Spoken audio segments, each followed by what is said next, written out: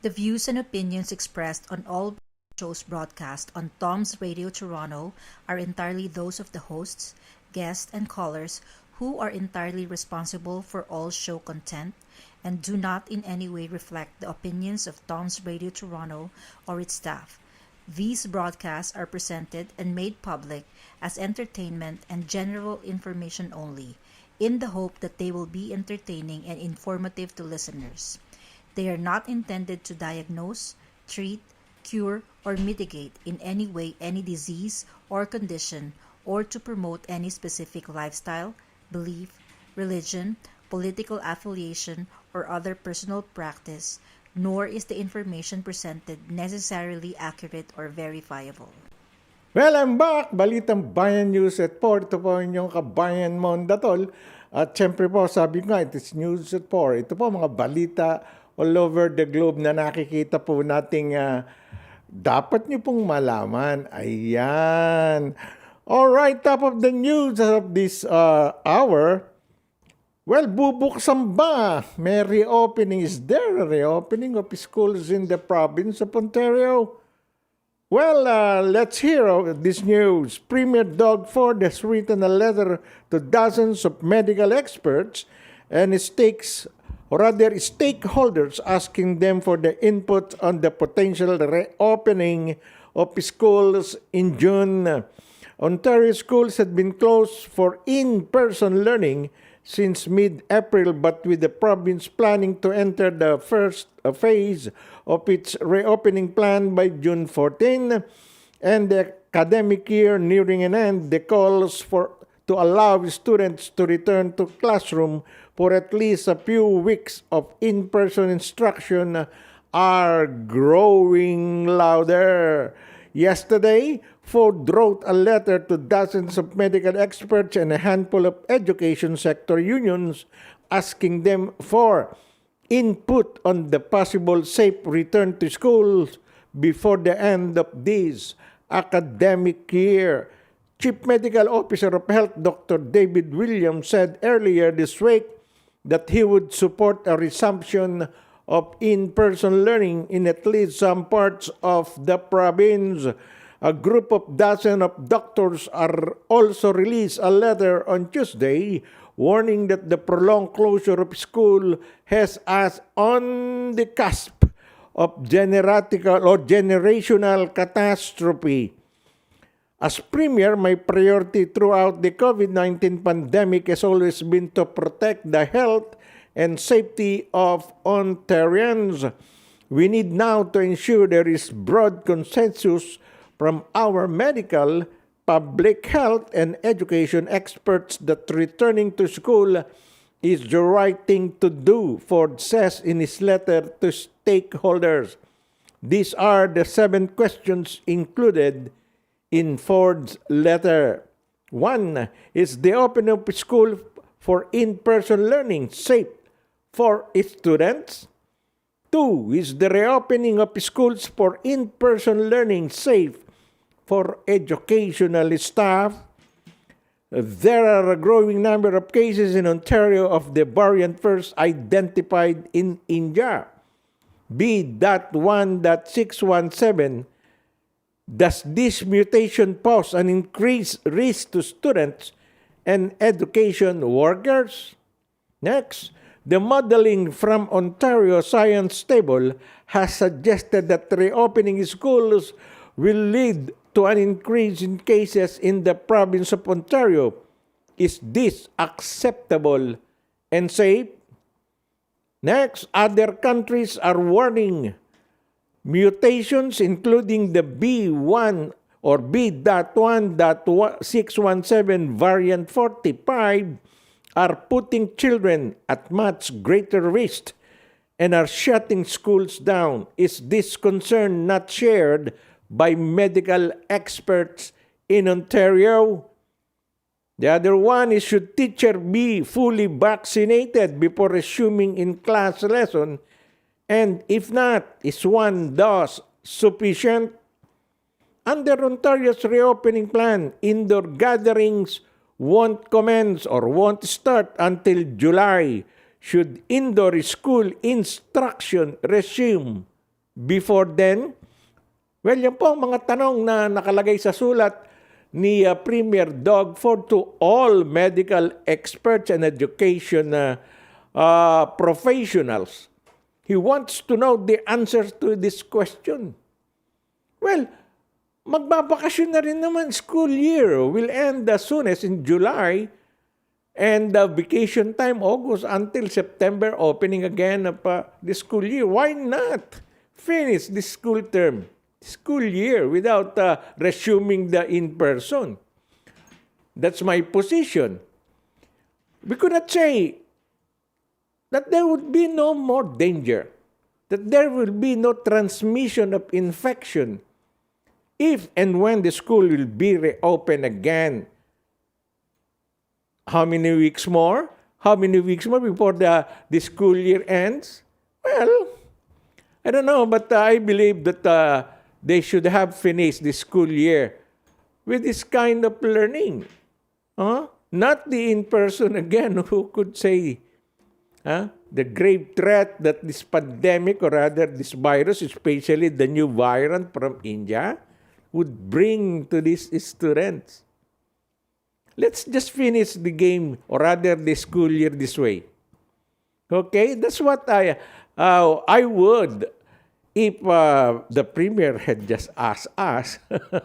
Ito lang ang sasabihin natin. That's what we're going to tell. Anyways, I will consult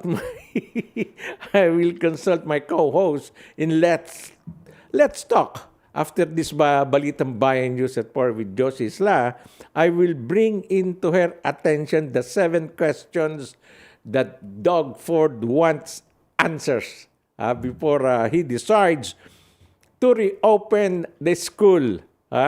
Okay. Next. What's going on in the Philippines, especially in Cebu City? Ano ba nangyayari? May banggaan ba? Is there a grudge animosity between the President of the Philippines and the Governor of Cebu, Gwendolyn Garcia? Tingnan po natin ito. Ito po istorya. All international flights to Mactan sa Cebu yan, to be diverted to Naya or Ninoy Aquino International Airport. Utos yan ng palasyo. Well, President Duterte has ordered all international flight to Mactan Cebu International Airport diverted to the Ninoy Aquino Airport in Pasay City from May 29 to June 5 to ensure compliance with quarantine procedures, including mandatory COVID-19 testing for all travelers 7 days after arriving in the country. Well, Duterte relayed this order through Executive Secretary Salvador Medialdea, who issued a memorandum yesterday directing local government units, heads of departments, agencies, and offices of the government-owned and controlled corporation, or GOCC, to follow the order contained in Resolution 116-A of the IATF.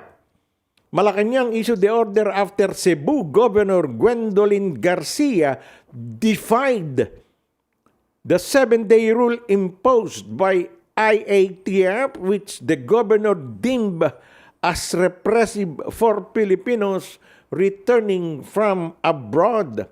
All international flights bound for the Mactan Cebu International Airport shall be diverted to the Naya effective 001 hour of May 29, 2021 until 23:59 hours of 5 June 2021. Ano ba yun? Mga number na yun. Nakakakalito yun na direct. Military, no? 0001 hour. Ibig sabihin, alauna. No? Nang May 21, madaling araw yun, hanggang 23:59 hour of June 5, 2021, minus 12. O di 11:59 ng June 5. Ganun nga pala military, minus 12. 12 hours. The policy directed the Department of Transportation and its attached agency and the Manila International Airport Authority to ensure the smooth diversions of inbound flights. In his memo dated May 27, aba kahapon, ngayon, Medialdea said the order is in pursuit of national interest in preventing further spread of COVID-19 in the country. Medialdea, yun po ang little president. Pag executive secretary ka, you are the little president. Pero laking tao nitong si Medialdea. Medialdea, ang laki niyan. Mga 250 siguro, 260. Reiterated the need to enforce current testing and quarantine protocols approved and issued by the IATF applicable to inbound international travelers in all ports of entry, regardless of any specific protocols that may be issued by local government units to the contrary. Garcia revealed she received information that Presidential Spokesperson Harry Roque and Justice Secretary Minardo Guevara were planning to take legal actions against her over the province's decision to stay away from the whole-of-nation approach to swabbing returning Filipinos, including workers. Cebu Province swabs returning Filipinos right upon arrival at the airport. Yung pala ang ginagawa. Ang IATF po, pagdating ng mga pasahero, i-quarantine, i-hotel for 10 days. After 7 days nung paglapag nila, saka lang sila isuswab. Kasi nga naman, ang sabi nga doon sa medical bulletin noon, 4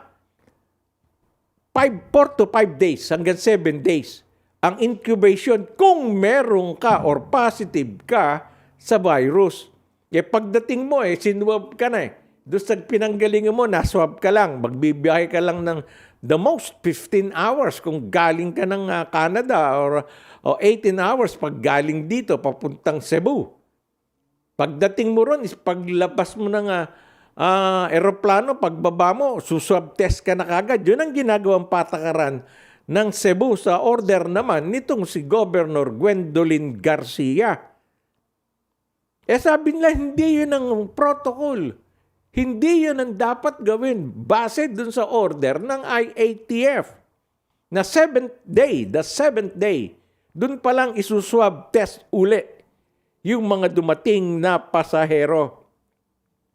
Well, in defying the IATF rule, Garcia has invoked her authority under Section 105 of Republic Act 7160, which states that the Secretary of Health may, upon the direction of the President and in consultation with the local government unit concerned, temporarily assume direct supervision and control over health operations in any local government unit for the duration of the emergency, but in no case exceeding a cumulative period of 6 months.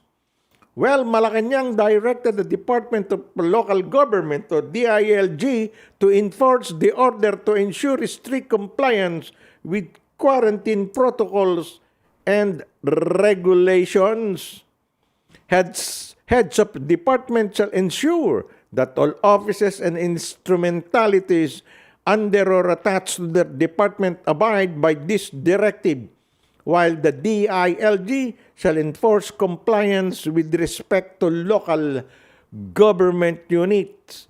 The order read, under the IATF resolution, all inbound travelers from abroad are subjected to 10-day quarantine in a facility, while the remaining 4 days can be completed under home quarantine. They are supposed to be swabbed on the 7th day of their arrival. Yun ang IATF resolution sa lahat ng mga dumarating na pasahero from abroad. Hindi po sinunod yun Kaya ang ginawa ng palasyo, national government, ang national government po may power and authority all over the LGUs, local government unit, lalo na may pandemic na ganito. Inilalaban ng governor, ayaw niya ka sa constitution, yun ang gusto ko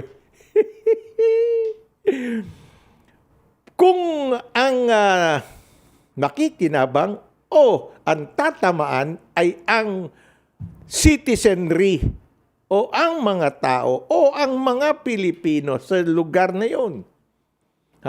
Federal or national government ang maghahari. Hindi pwedeng mag-reyna ang local government unit.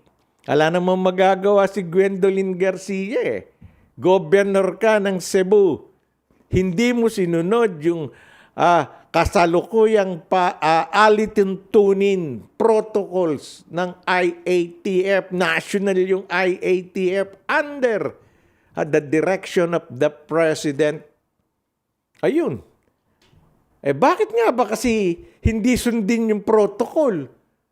Iko-quarantine mo ng 10 araw At saka after only the 7th day na naka-quarantine yan. Sabihin na natin mga negative yan. Who could say?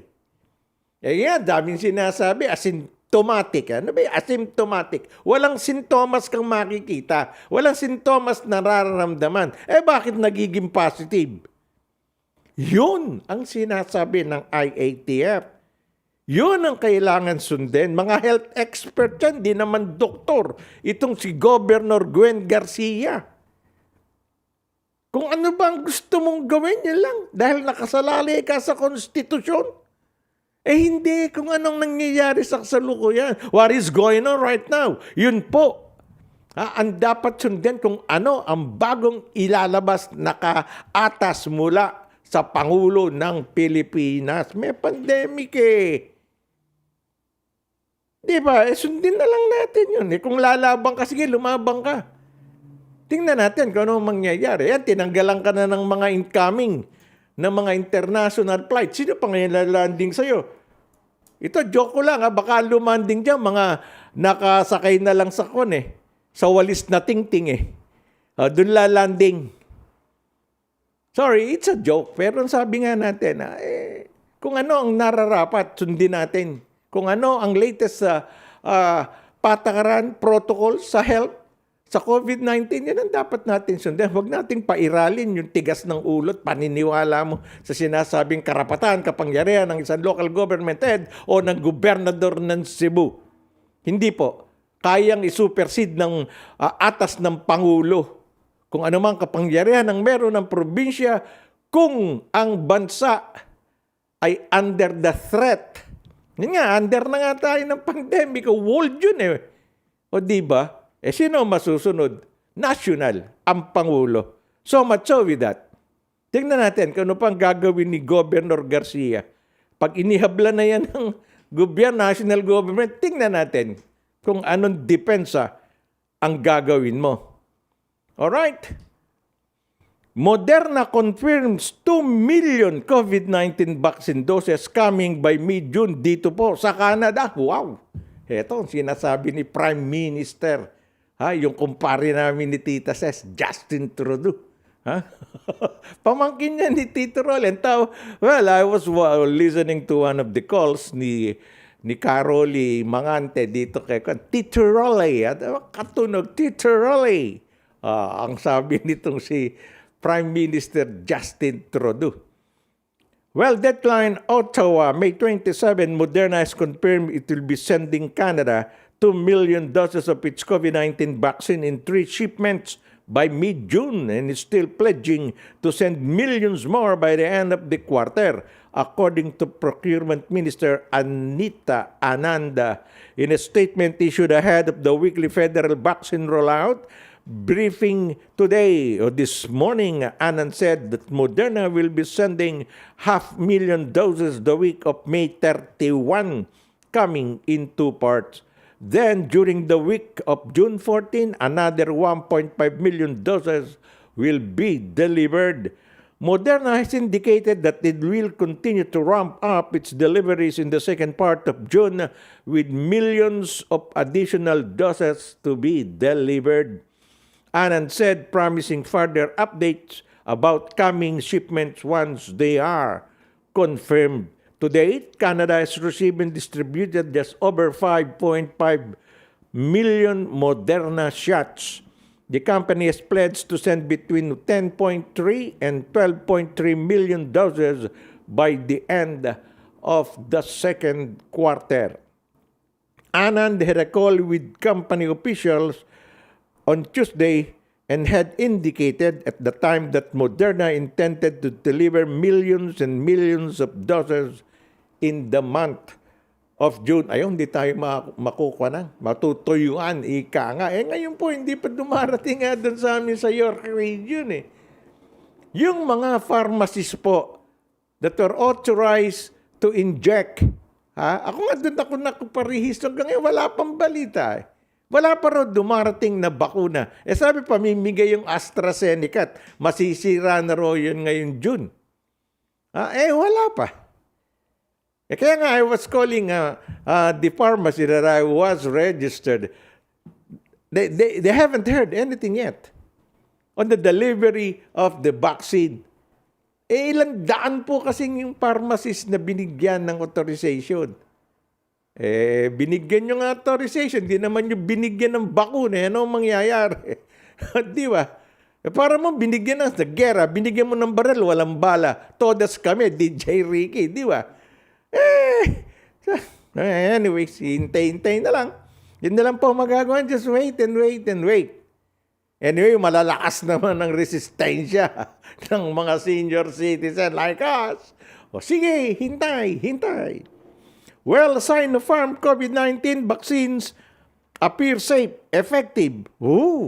Itong sinaksak ko ito tinuro kay Presidente Duterte at saka sa PSG. Well, Dateline, Jakarta, Indonesia, May 27. 2 vaccines made by China Sinopharm appear safe and effective against COVID-19, according to a study published in a medical journal. Scientists had been waiting for more details about the 2 vaccines, even though they already are being used in many countries, and one recently won the backing of the World Health Organization for emergency use. All right. The report published online in the Journal of the American Medical Association concluded that the 2 vaccines are about 73% and 78% effective, as Sinopharm has previously claimed. Researchers from Sinopharm and its local partners in the Middle East say the trial involved around 40,380 participants with the company's 2 vaccines, one developed by the Wuhan Institute of Biological Products and the other by the Beijing Institute of Biological Products, and a placebo. The trial was carried out in the 4 countries, Bahrain, the United Arab Emirates, Egypt, and Jordan. However, the study provided data for just Bahrain and UAE. Ayan. Well, a spokesperson for the company did not immediately respond to the request for comment if it is important to make sure that you have tested it enough for women. Siyempre, sa mga babae rin yan, hindi naman panay lalaki lang i-injection. The vaccines, both of which are made with inactivated viruses, has always been given to millions of people across the globe. The World Health Organization cleared the Beijing Institute of Biological Products shot for emergency use in early May, making it the first Chinese vaccine to receive the certification. Sinopharm. Well, gusto pa pang isoli ng mga kritiko ni Presidente Duterte yung sumobrang 1,000 Sinopharm. Donation yun sa Pilipinas. Ngayon, sinertify ng World Health Organization na epektibo ba? Ayaw nang isoli. Ba't mga isosoli pa? Ibinigay na nga ng libre, ba't mo pasosoli? Alright? Sige po, i-retain niyo yan sa Malacanang. Ha? Chinese Foreign Minister Wang Yi said in April that China has provided vaccines to more than 100 countries, although it has not identified them. While China has 6 vaccines in use, the majority of its exports come from 2 companies, the Sinopharm and Sinovac. Yan pong Sinopharm, lalo na Sinovac, milyon-milyon na po ang ibinigay ng China sa Pilipinas at matagal na pong ginagamit yan. Ha? Yung iba, ayaw nila. Ako gusto ko yung Sinopharm nga. Di ba? Mas epektibo ro yan. Well, ang COVID-19 ba ay bakuna lang or vaccine lang ang pwedeng ipanggamot? Paano? Kung may mai-inventong pill, ha? Para magamot ang COVID-19 or COVID-19. May balita na po ngayon dyan. Magbabalik po ang news at 4. Sandali lamang po. Are you an international student who has recently graduated from a Canadian post-secondary school?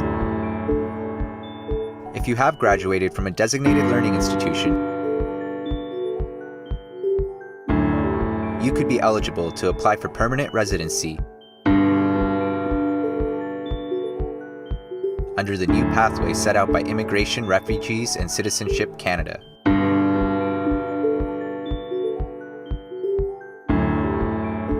Contact Genesis Immigration Consulting.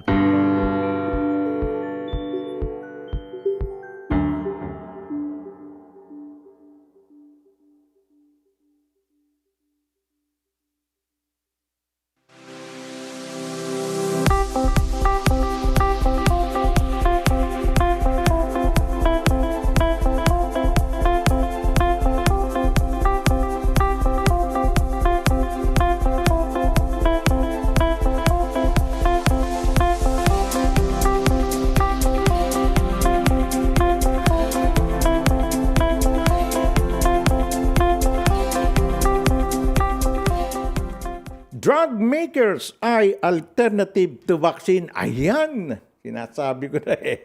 Pahali nyo, baka meron na yan.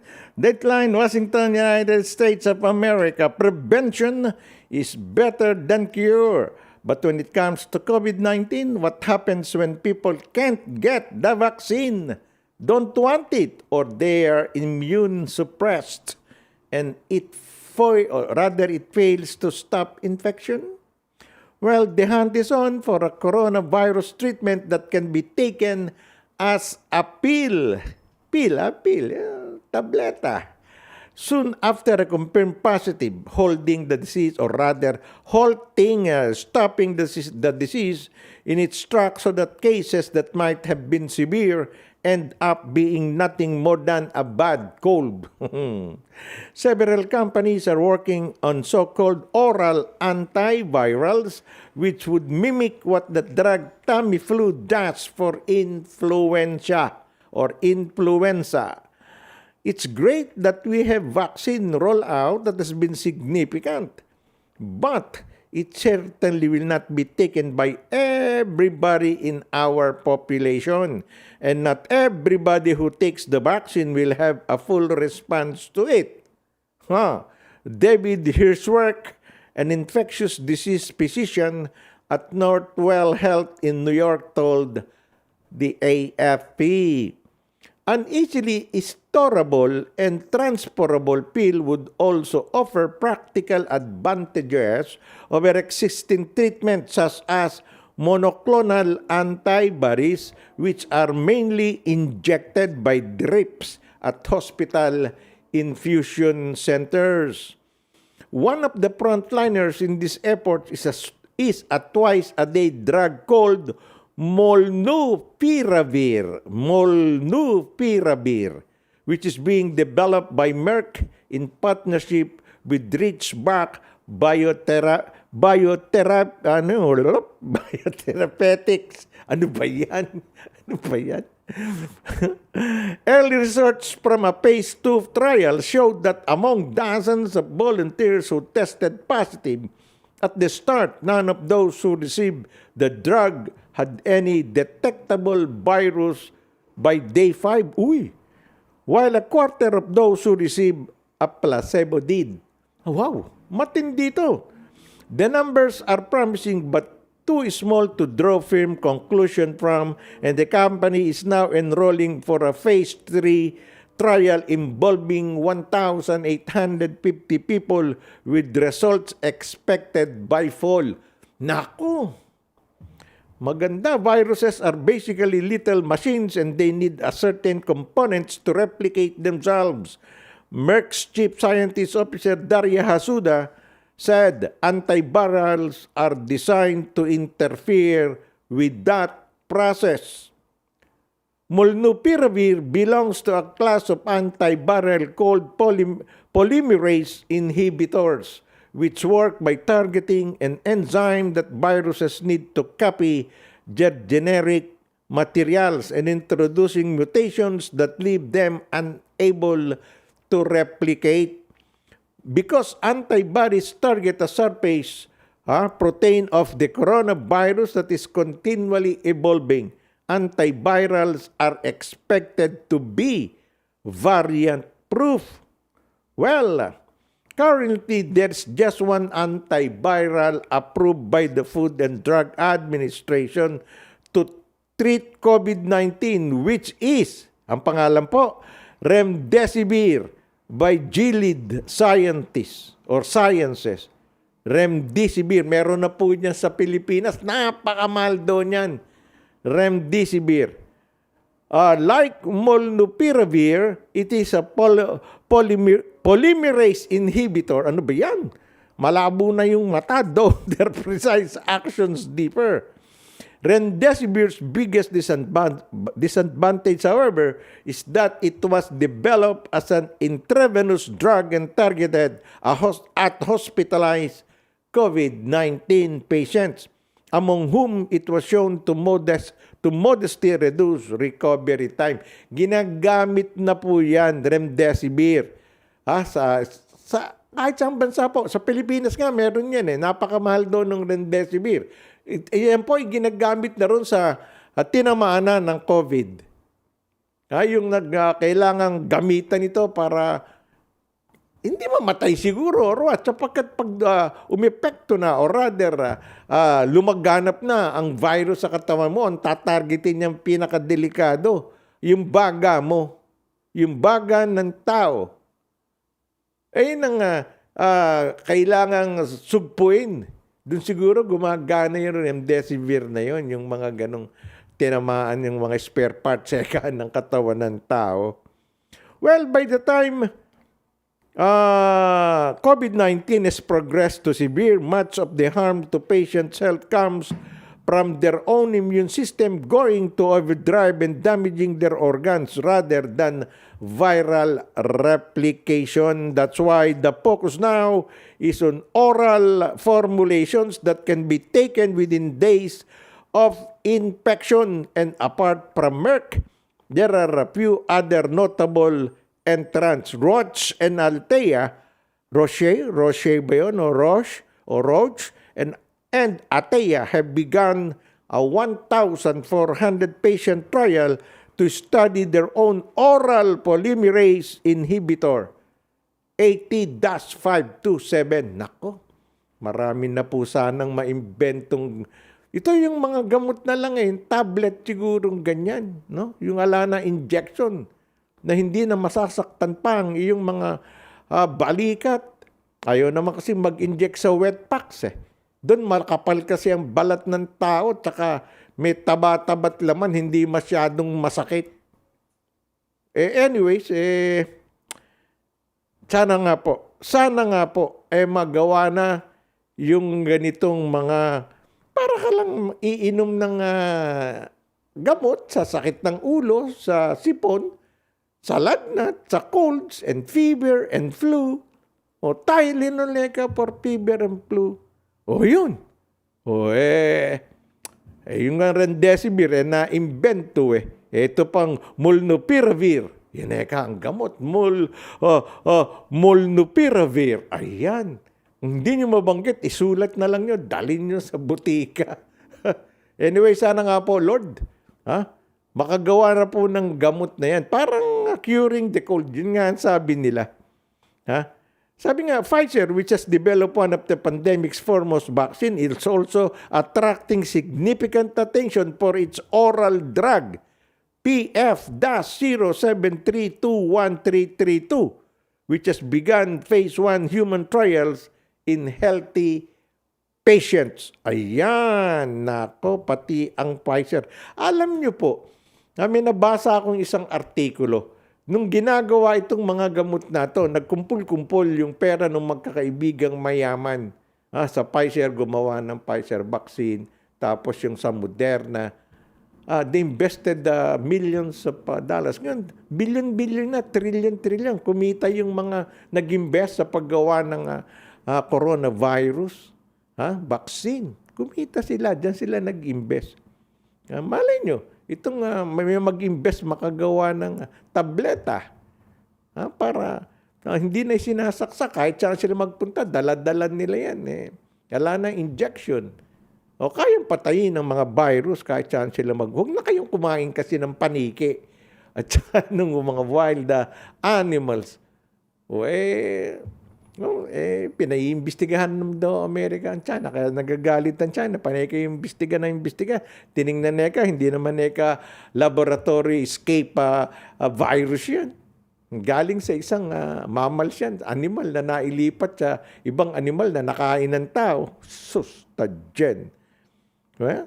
Well, the antivirals under development have demonstrated effectiveness in lab studies against other types of coronaviruses, some of which cause serious disease like the SARS and MERS, while other cause the cold. If it is proven to be safe and proven to be effective, then it can be used broadly, irrespective of the diagnosis, to treat and prevent multiple respiratory infection, said the Hasuda of Merck's product.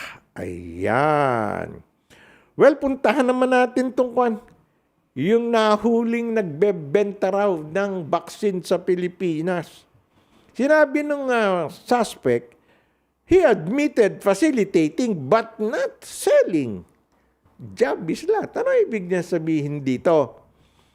Well, the suspect in the alleged vaccine for sale scheme has told police investigators that he only facilitated a deal for a COVID-19 job slot and was not into selling it. O tama wala naman nagbebenta. Saka kuko na ibebenta mo. Posibleng tama yung sinasabi nito Wala naman siya maibebenta wala naman siyang vaccine Yung,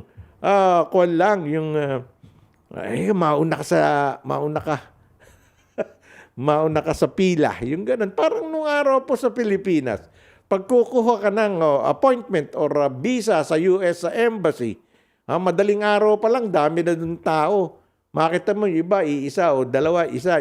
Yung palang mga nag-iisa na yon pinapipila yon binebenta yung pila, yung kanilang pwesto. Ganun yun. Ganun lang siguro yung ginawa nito.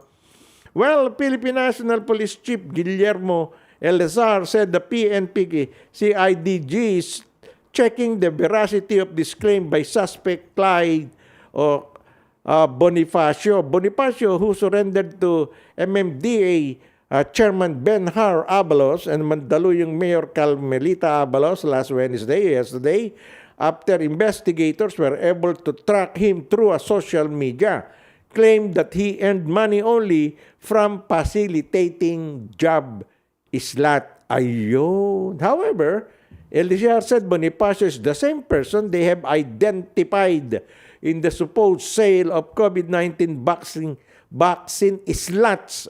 Slots talaga. In Mandaluyong and San Juan cities. The PNP was about to issue a subpoena against him but was overtaken by his surrender. Ayan, Bonifacio declined to answer when reporters pressed him about the supposed scheme where vaccine slots are reportedly being offered for 8,000 pesos to 12,000 pesos depending on the brand. He earlier denied having connection with local government units. Imposible. Meron po yan kasapakat. Eka nga. Doon mismo, halimbawa sa Mandaluyong, pare, ano bang mga available na bakuna dyan? Meron tayong Pfizer, may Sinopharm, may AstraZeneca, may Moderna.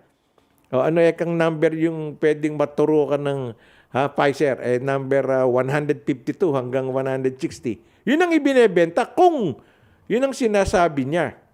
Yung slots niya, no, sa slots 150 hanggang 160. Pfizer ang gagamitin doon. 12,000. Ikaw ang pipila doon sa number. Pwedeng ganon. Posibleng ganon. At maaaring ganon nga. Hindi po ba? Pero yung magtinda ka ng vaccine, i-inject mo. Nako, hindi ka naman si Robin Padilla, sarili mong kulangot. Gusto mong check-in kung meron kang COVID, kung positive ka, hindi pwede yun. Kaya napagalitan niya si Robin ng Department of Health. Parang ginawa ng isang artista raw. Sinamahan yung boyfriend dun sa, saan ba yun? Sa Subic. Para i-swab test. And dami nakapila, di sila iniintindi. Ba't naman kayo iintindihin? Tira ka ng tira dyan. Binira ng Pilipina yung Red Cross. Ay, hindi ka naman pala, ala ka naman palang appointment para magpa-swab test. Lahat na nakapila may appointment yun. Galit na galit. Ba't daw ang Red Cross namimili? Paano kang pipiliin? Ala ka namang appointment. Ako, hindi ko mo artista. Kung artista ka, hindi, sikat ka, artista ka, dapat magpakumbaba ka. Hindi yung gagamitin mo yung sikasikata mo. Boyfriend mo ang pasawswab test mo. Hindi naman. Kahit na ikaw na yun. Magparehistro. Wala namang masama. Pumila ka, magparehistro. Hindi maghihintay ka lang sa parking lot. Ikaw, artista kang babae ka. Hindi tayo pumapatol sa babae. Pero yung ginawa mong kabulastogan sa Red Cross, nako, wala kang kwenta. Well, Senators, ano nga pala mangyayari dito kay Bonifacio nga pala, no? Hindi naman pwedeng patayin to. Patay na si Andres Bonifacio. Ewan ko kung anong parusa dyan sa lumabag na ngayon, hindi naman nagbenta ng vaccine. Slots lang. Kumbaga sa pila nga, di ba? Binibida ko na nung araw sa may US Embassy. Sa labas to, daming pilahan. Binebenta yung pila nila, slot nila. Ewan natin kung anong parusas dyan. Madalaman po, hindi naman makakalimutan ng bayan yan. Anyways, citing lack of time, senators are not inclined to support a measure that will introduce amendments to some economic provisions in the 1987 Constitution. Senate President Vicente Soto III said he does not think there is enough time to discuss the matter, with only 5 sessions days left before Congress adjourn on June 4. Oo nga naman, pagbalik na lang. Ano ba yung gagawan nyo lang ng pagbabago yung... Pag hindi po sira ang isang bagay, huwag nyo gagawin. Huwag nyo palitan dahil gumagana. Di ba? Yun lang po yun. Wala na tayong masasabi ron. Ibang mga senador, gusto lang naman magkuhan yan. Nakikisaw-saw lang yan. Palitan natin yan. Lagyan na natin ng 100% ownership ang mga foreign share. Naku, binibenta nyo yung Pilipinas. Huwag naman ganun. Well, ito pa po ang isang balita. Matutuwa mga taga-Bulacan dito. Dumadami congressman nila. President Duterte signs law dividing Bulacan into 6 districts. Ako, 6 kagad ang congressman. 4 lang ang distrito sa Bulacan Naging 6. Bulacan will have more representatives in the next Congress. After President Duterte signed Republic Act 11546 kahapon o yesterday, apportioning the province from 4 to 6 legislative districts. Kalumpit, Hagunoy, Paumbong, Pulilan, Bulacan, and Malolos will comprise the first district. Baliwag, Bustos, and Plaridel, second district. San Ildefonso, San Miguel, San Rafael, and Doña Remedios Trinidad, third district. Ubando, Bulacan po, doon po sumasayo yung gustong magkaanak Ubando Bulacan, sasayo-sayo ka na, Santa Clara, pinumbigyan nyo kami ng anak. Paano kaya pag sumobra naman ng anak, saan kaya magdadasal para hindi na magkaanak? Ano? Patahin na yun. Netargo po, sa Ubando. Ha? Meron po kasi akong kapatid ng tatay ko, si Nana Ini. Taga Bulacan. Ayan, kaya binibida niya sa akin nun. Yan sa Ubando, din kami nagsasayaw nung araw. Anyways, Ubando, Marilao, Mekawayan, ang 4th District, Giginto, Balagtas, Pandi, and Bukawe, 5th District, at ang pang 6th District po, Santa Maria, North Sagaray, and Angat, Bulacan. Yan, all incumbent representatives of the provincial continue to hold office until the expiration of their term. Ayun, hanggang next year, June 30, 2022, after the election. Ayan, yan po. Well, mamaya, go Lips go! Go Lips go!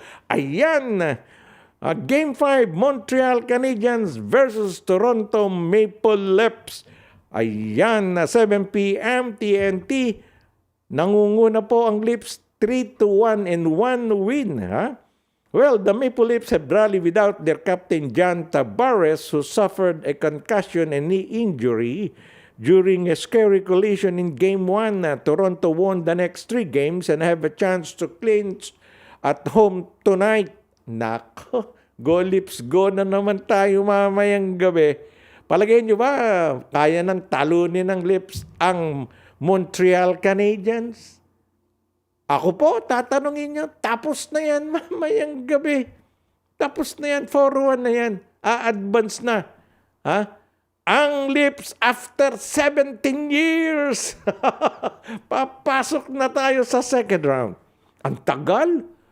Ha? Ang tagal na wala pong hindi pumapasok sa pangalawang round ng championship series, ng playoff. Ang Maple Leafs, ayan, ngayong gabi, ha? Sigurado magdidiwang, lalo na pag naging champion tayo, kahit sa division man lang. Biruin mo, ilang taon na yun?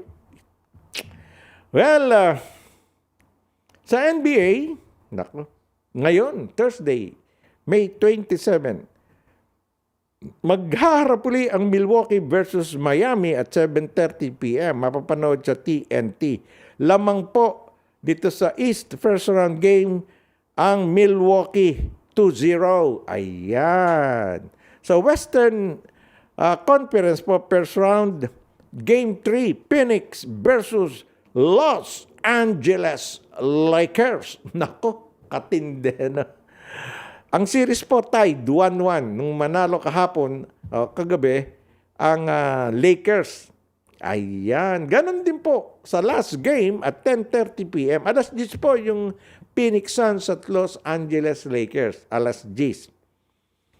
Sa 10:30 p.m., maghaharap po ang number 1 team Denver at ang number 8 team na Portland. Ha? Tied din po 1-1. Nako, yung pong ating LA Lakers. Yung po, anyway, ang paborito po ng mga Pinoy, unang-una, ang Golden State Warriors. Definite yun. Sapagkat napakarami pong mga Pilipinong nakatira dyan. Sa Golden State na, sa Oakland. Ayan po, kaya nga po tayo'y natutuwa kaso natanggal ang Golden State eliminated Chile.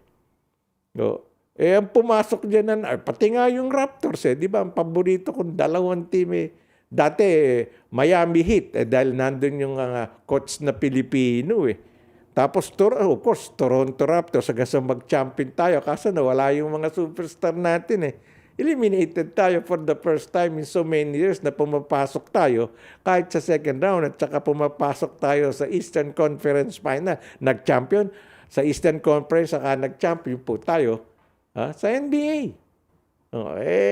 Ano nangyari? Ayun.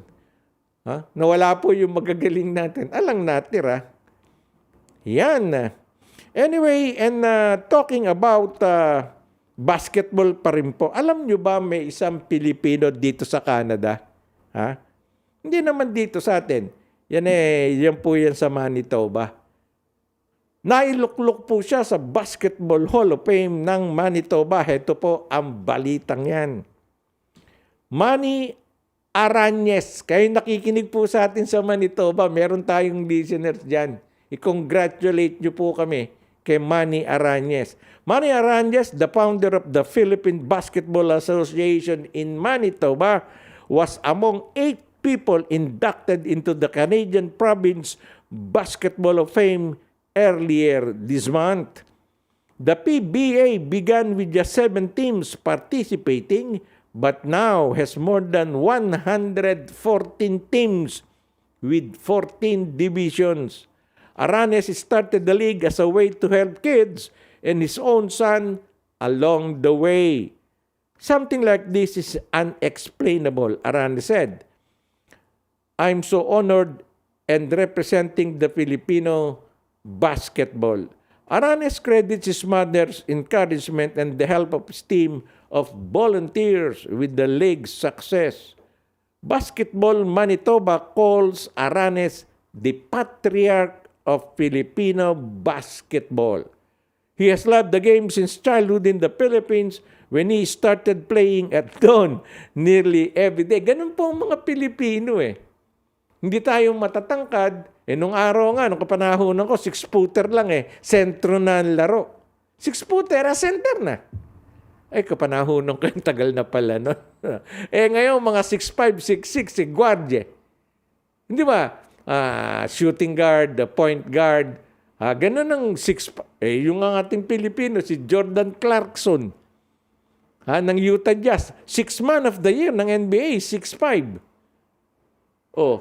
Nakita nyo, nagdadala ng bola, kumakamada, 6-man player of the year ng NBA. Ibang klase yun. Ibang level yun. Yung nga po natin sinasabi, ang Pilipinas po, maliliit na tao, pero siyempre malaking influensya binigay sa atin ng mga Amerikano. Although ang basketball po, hindi Amerikano naka-imbento, kundi si James Naismith ng Canada. Canadian po ang naka-imbento niyan eh. Yung unang na-imbento niya, yung lalagyan ng pier eh. Yung ganun, walang buta sa ilalim yung basket nun. Pag na-shoot, sinusundot.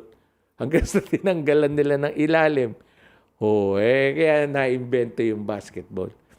Alright, the other Manitoba Basketball Hall of Fame inductees this year, aside from Arañez, are Sean Gray, Joanne Wells Small, Roy Hard, John Klassen, and Randy Cusano, plus 2 teams, the Joseph Walensky Collegiate Raiders and the Treherne Collegiate Tigers. Congratulations po sa ating kababayang si Manny Arañez, founder ng Philippine Basketball Association sa Manitoba. Iba yun, Basketball Hall of Fame.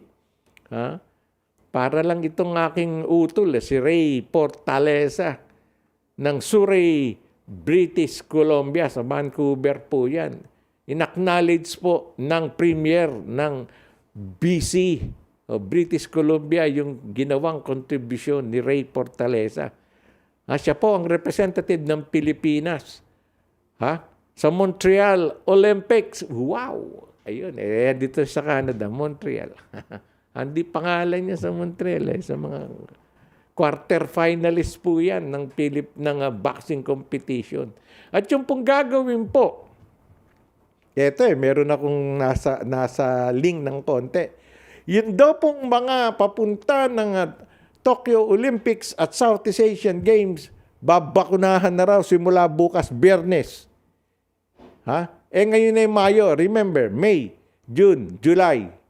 12 weeks ang second dose. First dose pa lang bukas. Yung iba pong boksingero, lumalaban po, nasa abroad pa. Kailan ang balik doon? Di silang Marshall. Anyway, si Marshall ata na-injection na. Kayong Olympics sa July 23. June, July, hindi na aabot yun. Di wala ng second dose. So, aapurahin nila yon. Bakit ngayon lang nila babakunahan yung mga national athletes sa July na ang kanilang laban sa Tokyo? Yung Southeast Asian Games sa November pa sa Vietnam, okay yun. Pero yung pupunta ng Tokyo, ilan lang ba yan? Kalapan, 20 yan. Dapat noon na binakunahan pa yan eh. Tapos aapurahin. Bakuna nga, palakpakan, babakunahan na yung mga national athletes. Laking anak ng dragon. Although kaibigan ko itong si Bambol Tolentino, si congressman, yung Pangulo ng Philippine Olympic Committee, naiipit din siya eh. Hindi, IATF, I don't know. Yung gano'n. National athletes, paghihintay mo ng bakuna nagtitraining. Anyways, sana nga po. And I believe magkakaroon tayo ng magkakaroon tayo ng gold medal finalist sa Olympiada. Sa darating pong yan na Tokyo Olympics. Pinasasara uli nila yan. Huwag na, tuloy na natin yan. Kailan pa mga 50 billion na nagagastos ng Japan dyan. Mawawala ng pera International Olympic Committee niya. At any rate, maraming salamat po muli sa inyo. At hintayin po natin, let's talk with my co-host, Josie Isla. After some words from our friends, magbi-break muna tayo. And pamaya-maya po, mga 10 minutes, break muna Mondatol. Pagbabalik po namin, kasama ko na si Josie Isla. Let's talk. Maraming salamat po. Are you an international student who has recently graduated from a Canadian post-secondary school? If you have graduated from a designated learning institution, you could be eligible to apply for permanent residency under the new pathway set out by Immigration, Refugees, and Citizenship Canada.